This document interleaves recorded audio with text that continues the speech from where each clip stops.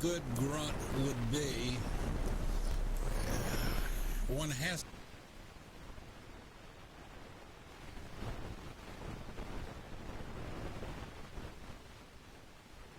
You're listening to America's Web Radio on the AmericasBroadcastNetwork.com. Thank you for listening.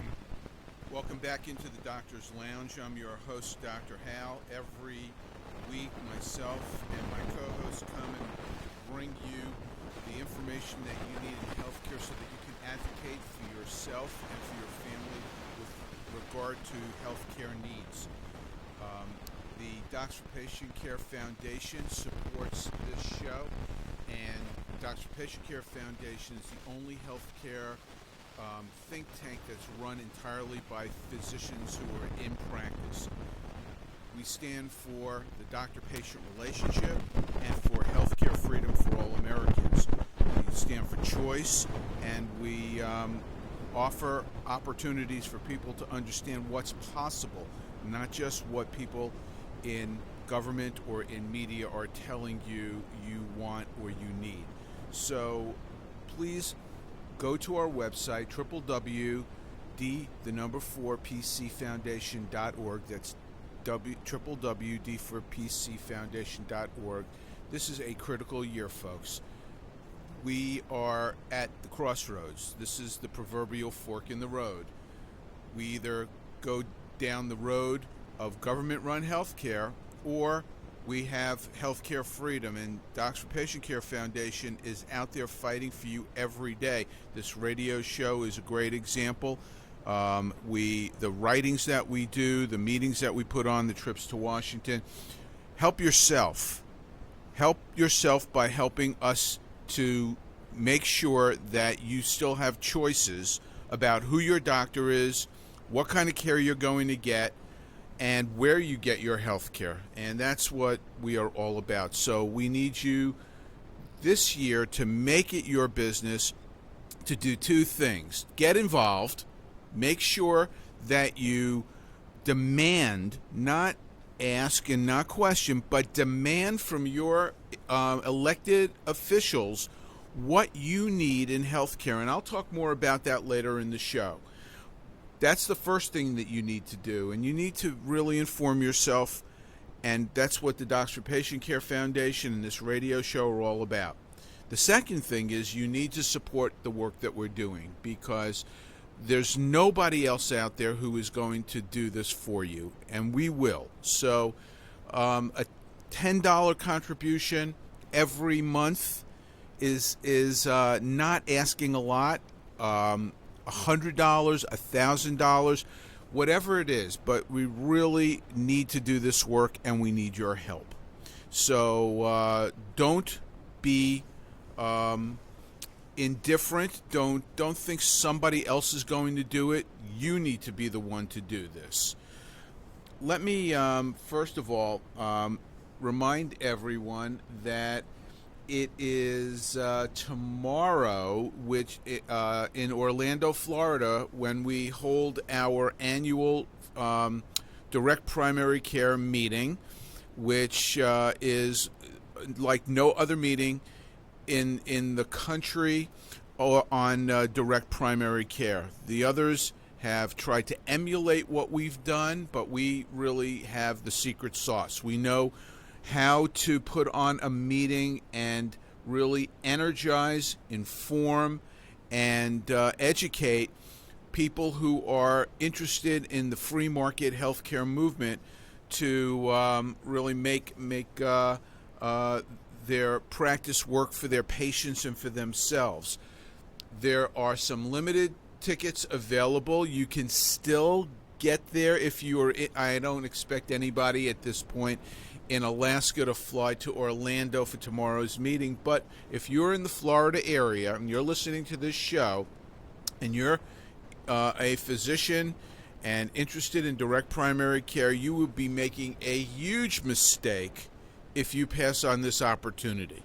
You get continuing medical education credits, CME credits, and you will hear from the people who started the direct primary care movement, and you'll learn how to build a direct primary care practice if you are thinking of transitioning to one, or you can learn how to make your existing direct primary care or cash practice better by the information that will be presented at this meeting. So don't miss this opportunity. And while I'm talking about this subject, I would like to give a shout out to one of our platinum sponsors for this meeting, which is Patient MD. And I'd like to just tell you a little bit about Patient MD. It's a physician-led movement that's preserving the private practice of medicine. It helps private practices grow by improving patient engagement and satisfaction with a personalized marketing platform. Patient MD is a first-of-its-kind platform which not only provides marketing services for physicians but also improves patient recruitment and engagement by integrating platform services like telemedicine, online clinic, and telemedicine appointment scheduling. It creates a marketplace, educational video section, and the Patient MD community has many more services for customizing your practice website and adding more value and functionality than just being an informational website. Patient MD's focus on price transparency, something that you hear us talk about all the time on this show, provides physicians with a personalized marketplace to promote their services and distinguish them from high-cost hospital-based services. As a lower-cost provider, private practices can effectively compete against hospitals and large health systems on the price of outpatient services. So the marketing platform for Patient MD provides services like custom website building, search engine optimization, and SMM services and reputation management services to improve the web presence of the practice. So join Patient MD today and watch your practice grow. And we want to thank Patient MD for being a platinum sponsor for the annual Nuts and Bolts direct primary care meeting in Orlando, Florida this year, and we hope that they will remain a partner with us for a very long time to come. So that's the meeting in Florida. So I want to share with all of you today an announcement that I'm very excited about, and nobody knows about this, not even our crew here at America's Web Radio, including the producer and station owner, David Moxley. We've been on the air now for 5 years, and we've spent a lot of time doing this show. It's a labor of love. We've got to take time away from our practice in order to do this show, and I'm more than happy to do that. I think it's very important. Dr. Mike, my co-host, we alternate every other week, has felt the same. But sometimes things change and people have to move on. And so Dr. Mike is going to be leaving the doctor's lounge. He's got some other things that he needs to tend to, and feels that taking time away is going to be too much for him to handle. And so we want to thank Dr. Mike for all the years of service to this radio listening community, and to this show, The Doctor's Lounge, and to Docs for Patient Care. He'll still be involved in Docs for Patient Care. He's not stepping away from that. And we probably can get him into the studio from time to time and hear from him, because we all know that he's got some really incredible insights into many aspects of healthcare that very few of us really have that kind of understanding about. So once again, big giant thank you to Dr. Mike for having been my co-host. It's been my privilege and honor to be working in tandem with him. But the exciting announcement is that we've got somebody who is willing to step up and take his place, and that person is a person who was my guest 2 weeks ago, Dr. Scott Barber. And Dr. Barber has been a healthcare warrior with me almost from the very beginning of Docs for Patient Care. And in fact, he loves to tell the story about how when we were at a meeting about Obamacare very, very early on in 2008, he and I were on a panel, and I was listening to what he was saying, and at the end of the meeting, I pulled him aside and I said to him, "You're with me." And he never forgot that, and he loves to tell that story because he really has been with me, and he's been very distracted in his own private issues, establishing Barber Orthopedics, which is competing against some of the big boys here in Atlanta. There are some very well-entrenched giant orthopedic practices in the Atlanta area. They are 800-pound gorillas. They are Goliaths. And Scott Barber is a little David who has gone up against them, and he has been fabulously successful in creating a free market healthcare solution. So he not only works in the insurance world, accepting traditional insurance, but he also does work in the free market arena.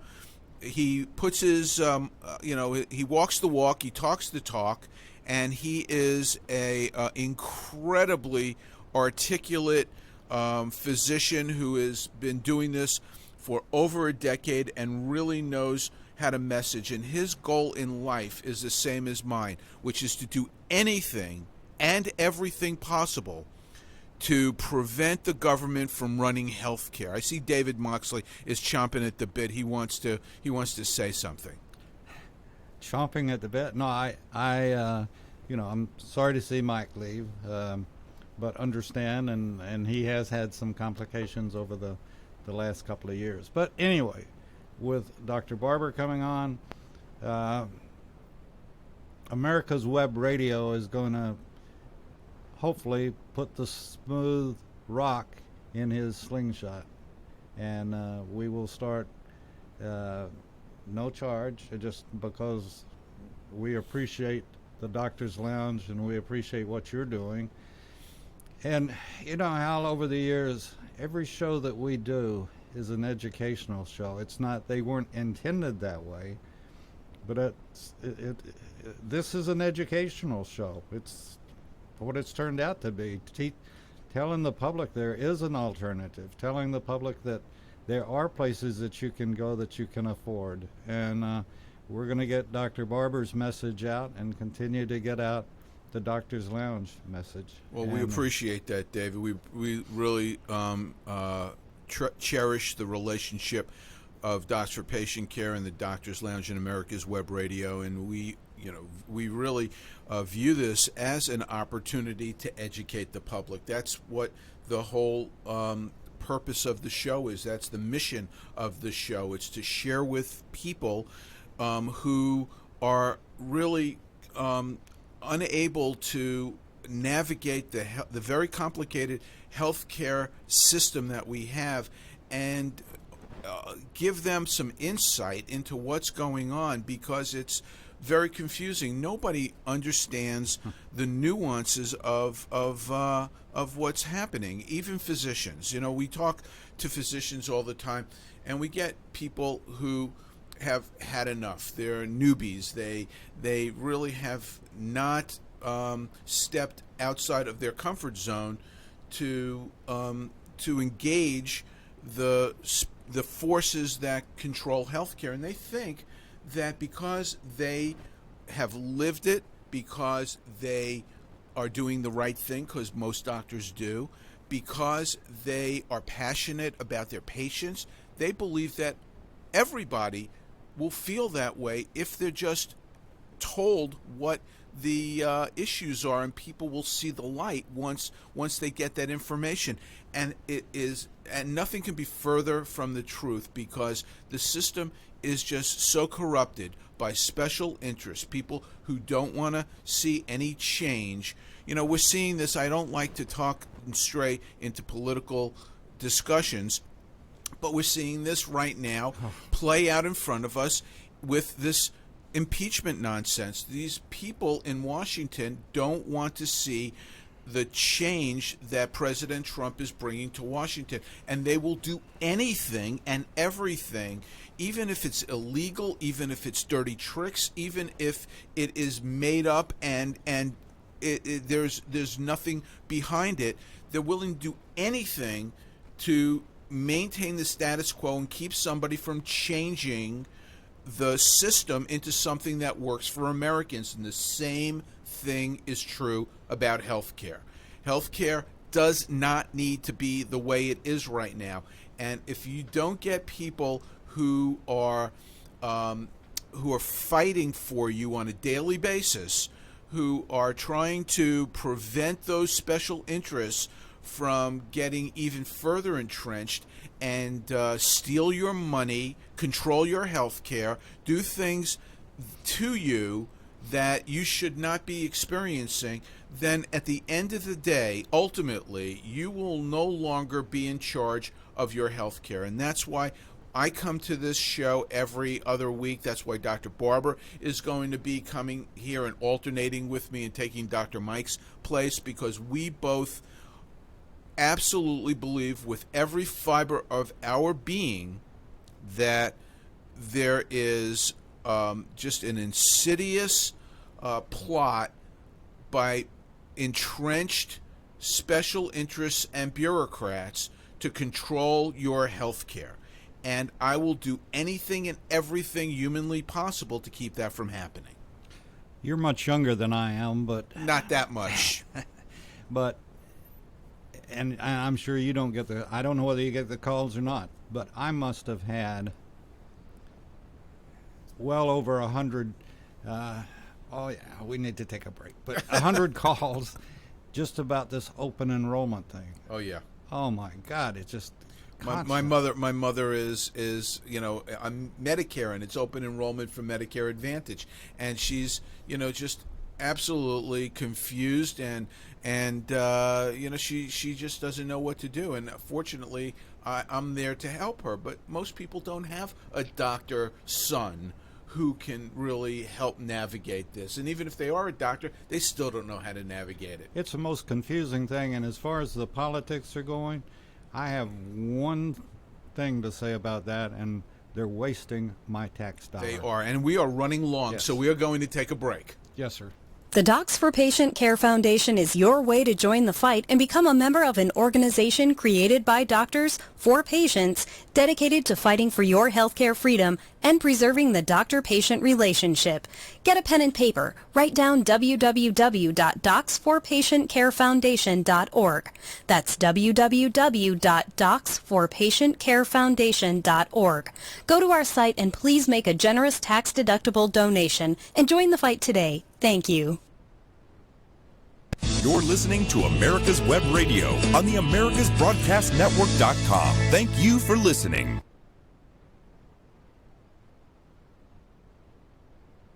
The Docs for Patient Care Foundation is your way to join the fight and become a member of an organization created by doctors for patients, dedicated to fighting for your healthcare freedom and preserving the doctor-patient relationship.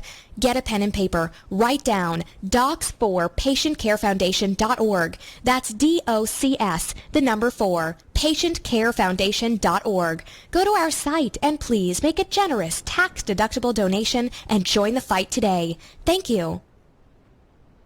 You're listening to America's Web Radio on the AmericasBroadcastNetwork.com. Thank you for listening. We're back in the Doctor's Lounge, and we've got a few things to talk about today.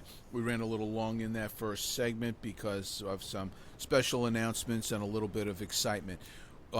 We are broadcasting live on our Facebook channel, so please make sure that you tune in to the America's Web Radio Facebook page and on YouTube, of course. But Facebook has, I think, a bigger live audience. So please go to that and watch us and participate by sending emails, and we will try to get your comments read on the air. So another announcement that I'm going to share with you today, and I've given this a bunch of thought, and this is an absolutely critical year.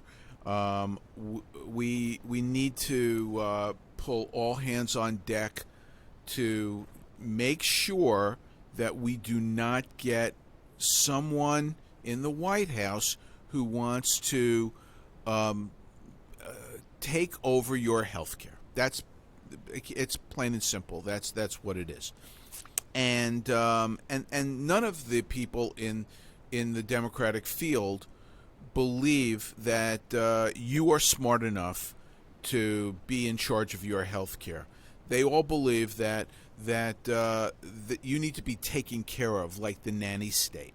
And so this is a very, very important year where people who are not educated, this audience hears, if you're tuning into this show, you pretty much are a person who is smart, who is looking for information in places other than the mainstream media, in which I also include the legacy print media, but your friends, there are people out there, your family members, they may only get their healthcare information from MSNBC or from CNN, and they will never hear the things that you hear on this show, or the things that you read, or the things that I write.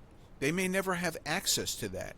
So this year, I would like everybody to make a commitment to share with people who you know will disagree with you things on healthcare, because you're not going to convince them that Donald Trump's a good guy. You're not going to convince them that if they are climate change devotees, you're not going to change their mind that the Green New Deal is not a good thing. You're not going to change, if they're open borders people, you're not going to change their mind. But the one area where I think that people can really reach some kind of consensus is on health care, because the facts are the facts. And I had a debate with someone on a local radio show here in Atlanta just a few weeks ago. I was talking about what the single payer issue was all about, what that would mean. And this host was a lefty, and he was trying to make a case why healthcare needed to change, because our healthcare system is really not as good as we think it is. It's one of the poorer healthcare systems in the world. And I asked him to explain himself, and I knew which way he was going to go, because they all use the same playbook. They all read from the same script, and I was waiting like an animal waiting in hiding for its prey, because I knew he was going to go down this road. And he tried to say how bad our infant mortality rates in this country are compared to the rest of the world, and he's basing that on the left generated information about the infant mortality in the U.S. versus the rest of the world, which is the World Health Organization data. And you have to understand that the World Health Organization is really a one world kind of organization, a globalist organization. And so they're not going to parse out the nuances of how things are reported. And this is going to be very important for what we talk about in the last two segments, which is big data. But what the thing is that the infant mortality in the U.S. is probably better than the rest of the world. And the reason why it's ranked number 35 or 36 or 37 is because we keep babies alive who are miracles. We keep 23, 24-week babies alive. They die. They're put out on a flat rock and left to die in many places in the world. And in fact, even in the Western world, in Western Europe, if a baby dies at 36 weeks, they don't report that as an infant mortality. It's a premature death. In this country, we mourn a 36-week baby who dies. And we view that as a failure because we couldn't keep that baby alive. And many babies prematurely do die because they've got many, many challenges. But we keep the majority of those babies alive. But of course our mortality rates are higher than the rest of the world because we try, because we really care. And we have the resources to do it. We're the best. And so people who get their information from sources that are going to support their agenda are going to, of course, try to denigrate what we have here. And so I am challenging everybody to share the information on this show, the information that I write and that the other Docs for Patient Care board members are writing with people who aren't going to agree with you. Because I think on healthcare, we have an opportunity to change minds and find common ground. So that's what I'd like everybody to do this next 360 days before the upcoming election. So what I'm committing to do is to write every week or every 2 weeks and put up an op-ed and really try to do a full court press on educating the public on all of these facts that people need to know about. I'm going to share with you and give you a preview of the first op-ed that I'm going to put out there in in one of the numerous publications that I have access to. I'm not sure where it's going to go yet, but it will go there. So stay with me, and I'm going to read to you this very short op-ed that I've written. The Docs for Patient Care Foundation is your way to join the fight and become a member of an organization created by doctors for patients dedicated to fighting for your healthcare freedom and preserving the doctor-patient relationship. Get a pen and paper. Write down www.docsforpatientcarefoundation.org. That's www.docsforpatientcarefoundation.org. Go to our site and please make a generous tax-deductible donation and join the fight today. Thank you. The Docs for Patient Care Foundation is your way to join the fight and become a member of an organization created by doctors for patients dedicated to fighting for your healthcare freedom and preserving the doctor-patient relationship.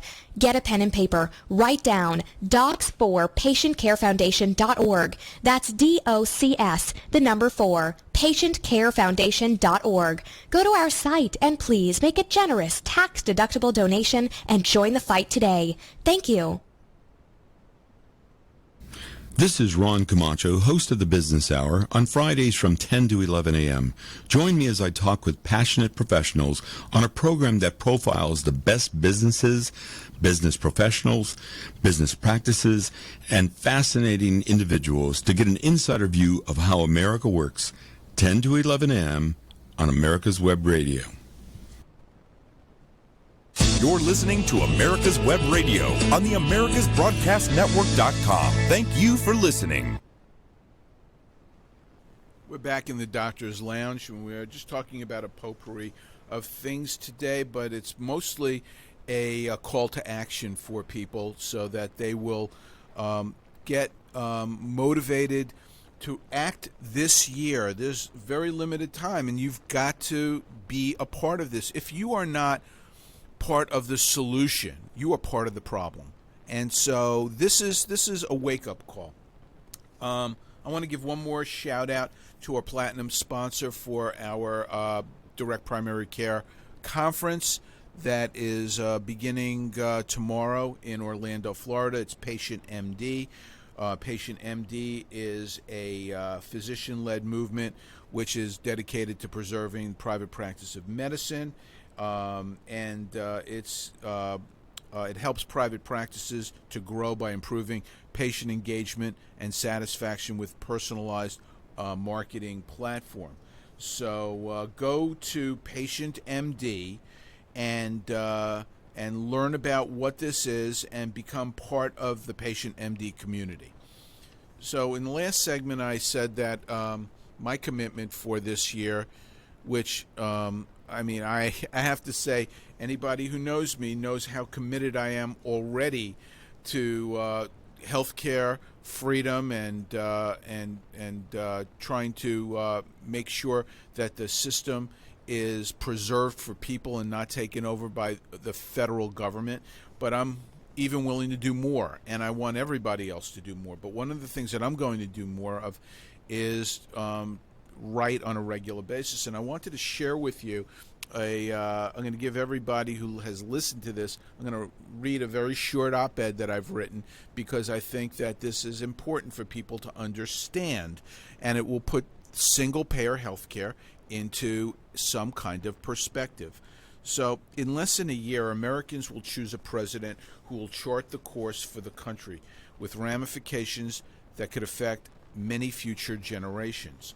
Healthcare is one such issue. Every Democrat presidential candidate advocates for more government involvement in healthcare. Most endorse some variation of socialized medicine, the most extreme of which are Senators Warren and Sanders, who call for an end to private health care insurance. And this means that 180 million Americans who receive their care through work would lose it. Some candidates want to return to failing Obamacare and prop it up by introducing a government-run health insurance option. This veiled attempt to offer greater flexibility in coverage is nothing more than a Trojan horse, which would ultimately lead to a single government-run system. This is because over time, private insurance cannot compete against a government-sponsored competitor, and it will be squeezed out. Americans have been hoodwinked already with promises that we could keep our doctors if we like them, we could keep our insurance if we wanted, we can go wherever we wanted to receive health care. These guarantees were as unrealistic and disingenuous as the promises now being made by the Democratic hopefuls. Who can take seriously claims that a government-run system which will cost $52 trillion would actually save Americans money in the long run? Socialized healthcare is failing all around the world. Waiting lists for doctor appointments are measured in months, not days. The wait for surgeries can be even longer in systems that have made the calculus that money can be saved if the patient dies in the interim. That's the only way that a government-run system can exist, by rationing care. More than 4.5 million Brits languish on waiting lists for care. Last year, almost 1 million surgeries were canceled in the UK for non-health related issues. One needs to look no further than at our very own VA healthcare system for a glimpse of what is in store for every American if the government runs our entire healthcare system.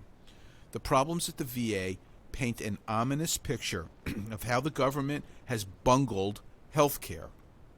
Customer service is non-existent because there's no repercussions for bad behavior. Employees cannot be fired. The institution runs like all government bureaucracies. There are equipment and material shortages, red tape and employee indifference lead to compromised patient care, and veterans continue to die on waiting lists for care. The computerized patient record system, the CPRS, utilized throughout the VA system, looks like it could have been created by a third-grade student in its uselessness as a healthcare tool. It actually compromises care. At the VA in Iowa City, hundreds of diagnostic tests were canceled in an attempt to shorten the waiting list. The Baltimore VA has been cited for excessive surgical waiting times. And at the Atlanta VA, surgery has been cut back over 50% because of personnel shortages. Of the 170 VA hospitals around the country, 40% had ER wait times that exceeded 5 hours. The VA Mission Act was passed in 2018 to address these problems, but the problem is the system itself. Veterans who could not be cared for at their VA could petition for care at a private facility in the community, but this plan is falling short of its stated goals, which were to ensure that a patient gets care within 30 days. At the Phoenix VA, where the scandal in the VA erupted over excessive waiting times in 2014, the problem continues, with veterans still, in many cases, waiting over 70 days to, quote, choice out, end quote, of the system. The VA should serve as a warning about the government running healthcare. They have failed a great number of the 9 million veterans enrolled in the system. How could we entrust the government to take over the health care and manage 327 million people? There are only two individuals who care about your health care, you and your doctor. Not some bureaucrat in Washington, no one else. Patients should expect and demand more, not empty promises from politicians who have lied to the public before. And that's what I'm going to be writing every week or every 2 weeks, and I'm going to read my op-eds to people so that they hear them if they can't access them on one of the platforms that I'm publishing on. But this is what you need to share with your friends, your family, who are not getting information that they need to be hearing. I had mentioned in the op-ed that some of the candidates wanted to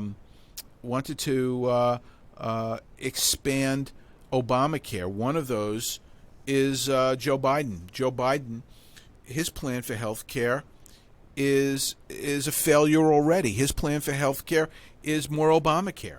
So let's talk about this. Brian Blaze, one of the who's a friend of ours and has been on the show, and who's originally we came in contact with him from the Mercatus Center at George Mason University, and he worked for the president for the last few years as a healthcare advisor. He wrote a piece that just recently came out. And in it, he points out the problems with Obamacare and the plan that Joe Biden is so fervently hanging his hat on for health care. So let's just talk about the failures of Obamacare and why it can't be fixed. It's a failed system to begin with. The exchanges, they're worse than expected. And it has nothing to do with the Trump administration. It's because of the perverse way that the exchanges were constructed. There's a long list of expensive benefits that people get on their insurance, but the rates are fixed, so the insurance companies can't charge people differently based on whether they're sick or not, and so they raise the premiums on everybody. A healthy 27-year-old is paying the same as a person who's had a stroke and who has diabetes, and that's absolutely ridiculous. So what has happened? The premiums on the plans on the Obamacare exchanges have more than doubled since 2017.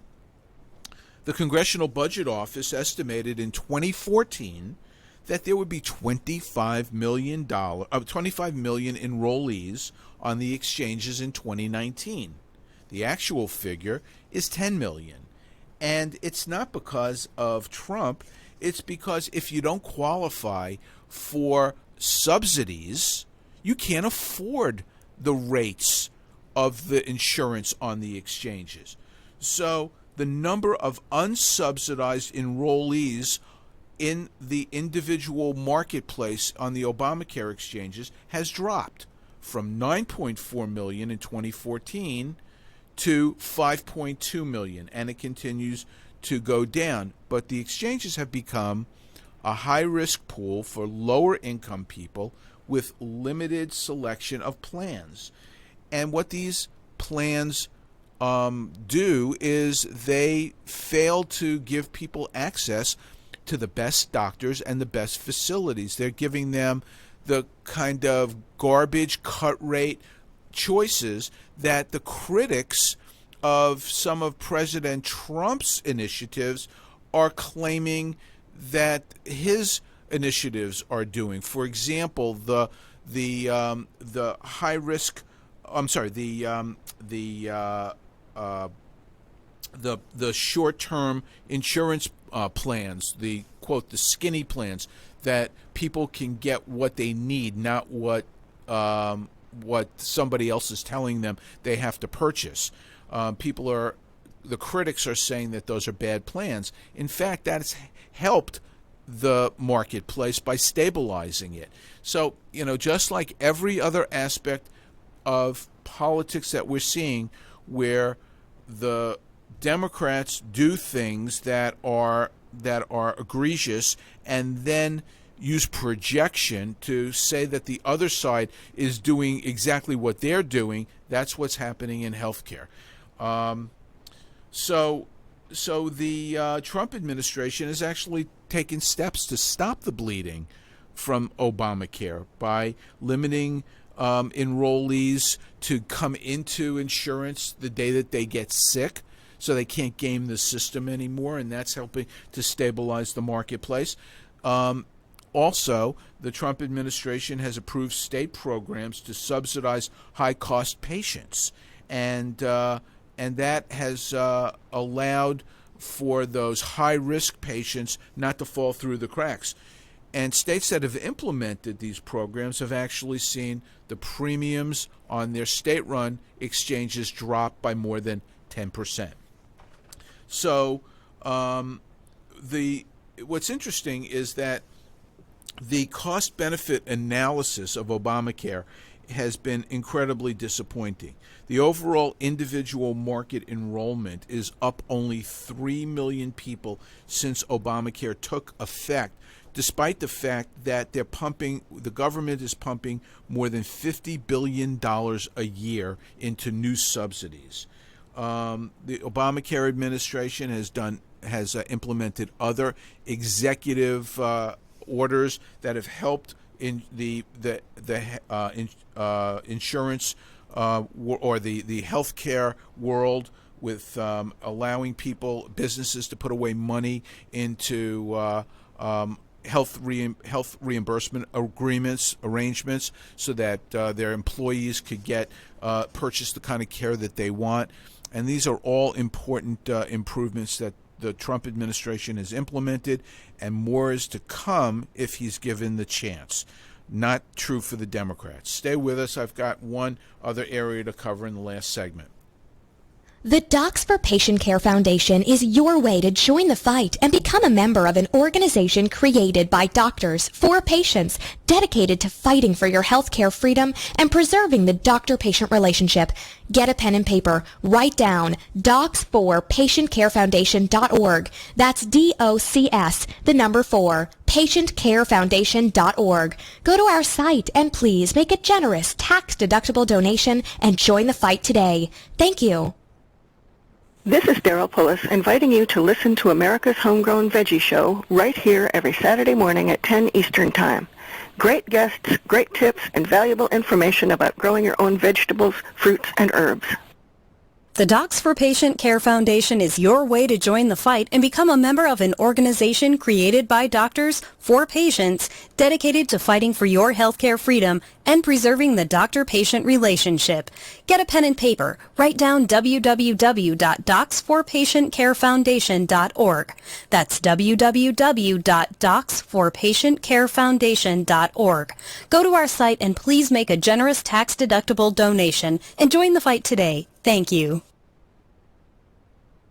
You're listening to America's Web Radio on the AmericasBroadcastNetwork.com. Thank you for listening. So we're back in the Doctor's Lounge, and we've covered a lot of ground today, and we've got one last segment, which I know I am not going to be able to do justice, but I want to at least set the table with this, because this is a huge problem, and it is about big data. And I don't know how many of you are Wall Street Journal readers. I am a subscriber to the Wall Street Journal. I like the newspaper. I like to turn pages. I like to get newsprint on my hands. I like to wake up every morning and go outside with my dog and go get the newspaper and bring it in and read it with my coffee. And yesterday, on the front page of the Wall Street Journal is a giant article in the middle of the front page entitled "Google's Health Deal Spurs Inquiry into Privacy of Data." So there's a lot here, and I'm not going to be able to unpack all of this in one segment, but I wanted to at least introduce this subject to you, and I'm going to try to get a guest on who might be a little bit more expert in this. In fact, Dr. Mike is probably more expert in this than me. But I think that this is really an important issue that people need to understand. So there is an organization which is called the Health Care Cost Institute, and they are trying to partner with different insurance companies and various systems, healthcare systems, to try to aggregate data, big data. So when you go to the doctor and you are taken care of, they are collecting a tremendous amount of data on you. They're collecting your name, your social security number, your date of birth. But not just that, they're collecting what medications you take, what your healthcare history is. All of that is put together. It's aggregated. Now, there's a law called HIPAA, the Health Care Information Portability and Accessibility Act, that make it illegal to share that data without your permission. Now, there's some exceptions to who can see that data, but in general, that was the gist of what HIPAA is all about. Let me just give you a sidebar on HIPAA. If people are signing into my office, we used to have a sign-in sheet. You can't have a sign-in sheet anymore because, God forbid, somebody comes in and signs in and sees your name on that list of sign-ins. That's a HIPAA violation. If I have a patient who I've done surgery on, and I'm a pediatric urologist, I take care of children, and I have a mom who is concerned about how her child's wound looks, how the surgical site looks. If I am trying to save her a trip to the office or after hours to the urgent care center or emergency room, the smartest thing to do would be for her to just snap a photo and send it to me and let me look at it. Or if there's a patient in the emergency room already, and the emergency room doctor is wanting a fast answer rather than calling me and talking to me and then me deciding, well, you know what, maybe I should come and look at it. If you want some quick answer, the smart thing to do would be to just snap a picture and send it to me. Oh no, you can't do that because that's a HIPAA violation. So HIPAA violations carry with it tremendous financial and potentially criminal penalties, and so people are very concerned, very nervous about it. Well, if you're Google, if you are any of these giant platforms, you're above the law. You don't have to worry about HIPAA because we will go ahead and we'll collect data.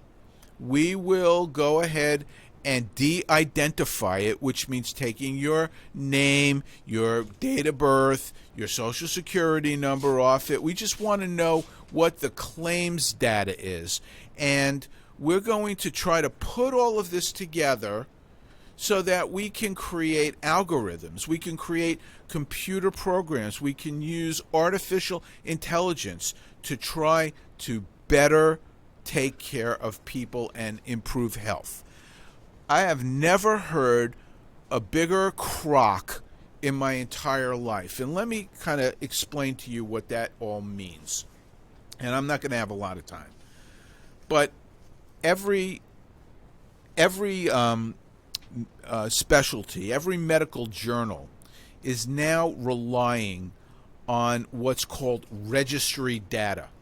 And registry data is based on this kind of information, the claims that people make on insurance. And so what they're doing is they are actually using this information and they are extrapolating. They are making assumptions based on the information that they see on a computer program, based on not what happened to the patient, not based on any of the data that is specific to how the patient has been taken care of, what they're experiencing, what their complication rates are.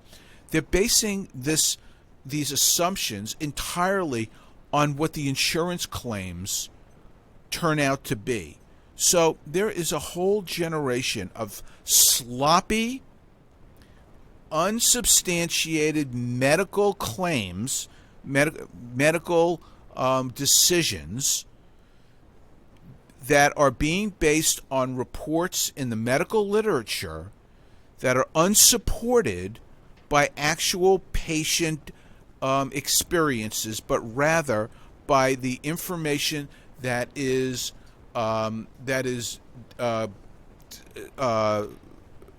parsed out of insurance claim databases. So this is what I call garbage in, garbage out. And the conclusions that we're seeing in all the specialties, in every specialty, there's no specialty that is exempt from this because they're all doing it. They're using these registries to get data and then make conclusions. So what happens is, if I have a conclusion and I'm fairly certain that I'm right, or I have a suspicion and I want something to substantiate it, I can go into these databases and find data that will substantiate my conclusions, whether they're right or wrong. And this is the kind of sad direction that we are moving in, where big data is viewed as gold, and it is not as good as actual experience. There's something called experiential results, and then there's statistical results.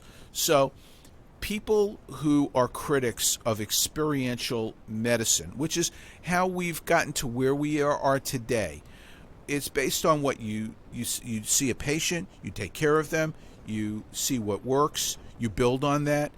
But there are critics of that who say, oh no, that's not statistically relevant because you did not meet the statistical criteria to be able to support your conclusions.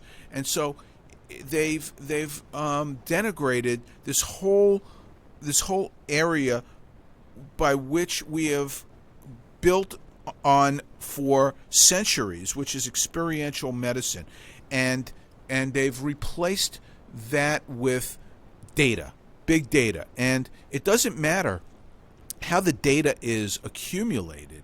If it's data, it's got to be better than your experience. And so what has happened is that you've got companies that are trying to amass incredible amounts of data so that they can become relevant and important, and then be able to sell it to the government or sell it to insurance companies or partner with insurance companies. So when they say that they are trying to improve healthcare, or whether they're trying to create better algorithms so that they can give better services, this really needs to be scrutinized carefully, because what they're really doing is they're creating a giant monster by which you are going to be subjected to rules and regulations that are going to be created by these giant databases that have really very little connection to reality. And so the Healthcare Cost Institute has partnered first with United Healthcare, and they've gotten a lot of data from Kaiser. And now what they've done is they've teamed with Blue Cross, and they've created Blue Health, which will help them to really determine population statistics and do research into healthcare. And I am going to devote an entire show to this subject in the next coming shows. I'm not sure exactly when, but I'm going to try to find somebody who I think is the best spokesperson against this whole area, and explain to you how dangerous this is. But I want you to look at the Wall Street Journal article about Google's entry into this with Ascension Healthcare, a St. Louis-based company system, and the creation of Project Nightingale, which is, again, a big data effort in healthcare. So thank you for being with us today, and I'm not sure exactly the start date for Dr. Scott, but it will be soon, and I know that you'll enjoy having him as my co-host in alternating weeks. So share today's show. That's your homework for today, and thanks for being with us. You're listening to America's Web Radio on the AmericasBroadcastNetwork.com. Thank you for listening.